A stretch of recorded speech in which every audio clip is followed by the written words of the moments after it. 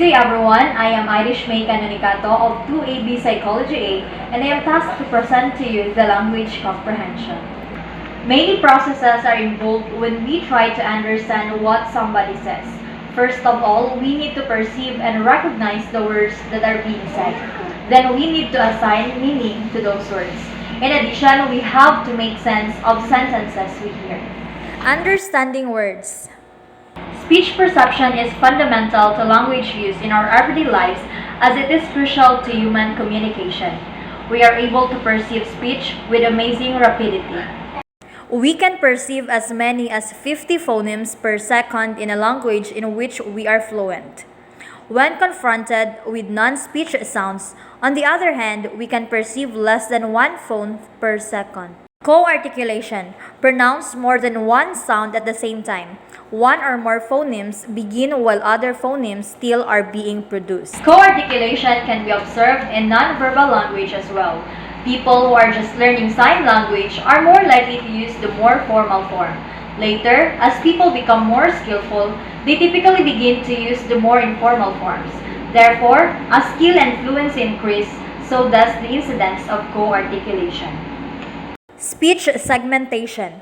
The process of trying to separate the continuous sound stream into distinct words. The view of speech perception as ordinary. When we perceive speech, we use the same processes as when we perceive other sounds, like the crowing of a rooster. Phonetic refinement theory. We start with an analysis of auditory sensations and shift to higher level processing. Trace model. Speech perception begins with 3 levels of feature detection. First, the level of acoustic features. Second, the level of phonemes. Third, the level of words. Phonemic restoration effect involves integrating what we know with what we hear when we perceive speech. The view of speech perception as special. Categorical perception. Discontinuous categories of speech sounds. Although the speech sounds we actually hear comprise a continuum of variation in sound waves, we experience speech sounds categorically. In a classic study, researchers used a speech synthesizer to mimic this natural variation in syllable acoustic patterns. By this means, they also were able to control the acoustic difference between the syllables. The motor theory of speech perception. According to the motor theory, we use the movements of the speaker's vocal tract to perceive what he says. Observing that the speaker rounds his lips or presses his lips together provides the listener with phonetic information. Thus, the listener uses specialized processes involved in producing speech to perceive speech. Macgerk Effect. This effect involves the synchrony of visual and auditory perceptions. When watching a movie, an auditory syllable is perceived differently depending on whether you see the speaker make the sound that matches the pronunciation of the syllable or make another sound that does not match the syllable spoken. Understanding meaning, semantics. Denotation is the strict dictionary definition of a word. Connotation is a word's emotional overtones, presuppositions, and other non-explicit meanings. It may vary between people. There can be variation in the meaning formed. Mental lexicon. All words are stored in our mental lexicon, which contains both the words and their meanings. Understanding sentences. Syntax. Syntax is the systematic way in which words can be combined and sequenced to make meaningful phrases and sentences. Grammar is the study of language in terms of noticing regular patterns. These patterns relate to the functions and relationships of words in a sentence. Prescriptive grammar. This kind of grammar prescribes the correct ways in which to structure the use of written and spoken language. Descriptive grammar, in which an attempt is made to describe the structures, functions, and relationships of words in language. Syntactical priming. Spontaneously tend to use syntactical structures and read faster sentences that parallel the structures of sentences we have just heard. Passive construction. He or she will do so even when the topics of the sentences differ. Even children as young as age 3 describe a series of new items with the same sentence structure used by an experimenter. Sentence priming. In this type of experiment, participants are presented with a sentence. Participants then are presented with new sentences and are asked to rate the degree to which they are grammatically correct. Speech errors.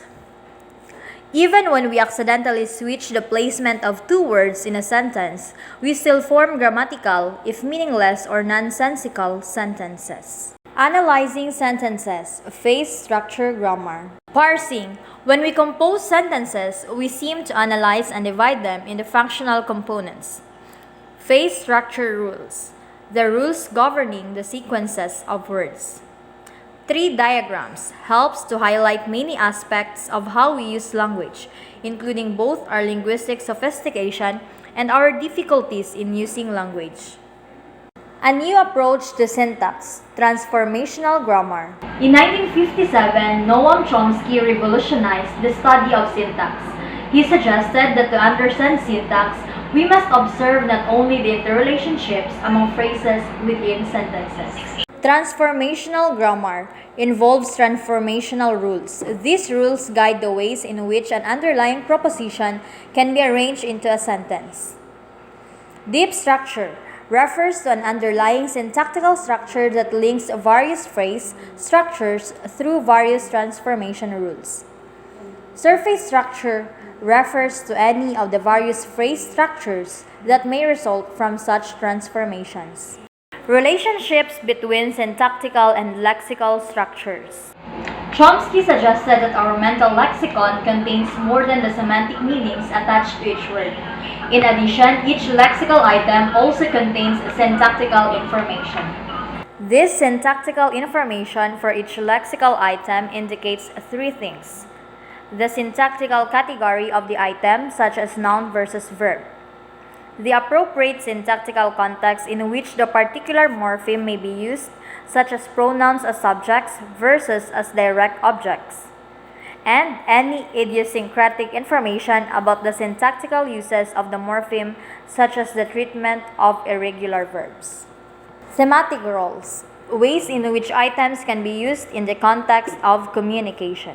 Given what we now know about the process of speech perception, semantics, and syntax, think about ways to make your speech production easier for others to perceive. If you are speaking to someone whose primary language differs from yours, try slowing down your speech, thus exaggerating the length of time between words.